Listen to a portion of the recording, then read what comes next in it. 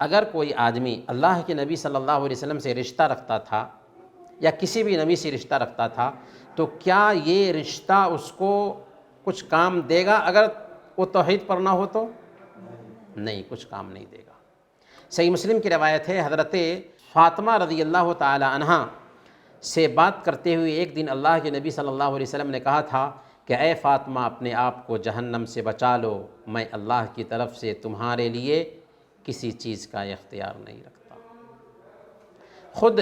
اللہ کے نبی صلی اللہ علیہ وسلم کے چچا ابو طالب، جنہوں نے زندگی بھر آپ کا ساتھ دیا لیکن جنت میں نہیں جا سکتے، اللہ کے نبی صلی اللہ علیہ وسلم ان کے کام نہیں آ سکتے۔ ہاں اتنا ضرور ہے کہ اللہ کے نبی صلی اللہ علیہ وسلم کی سفارش ان کو حاصل ہوگی، اس طور پر کہ ان کو جہنم میں آگ کی 2 جوتیاں پہنائی جائیں گی جن سے ان کا سر جو ہے نا ہانڈی کے جیسے جوش مار رہا ہوگا۔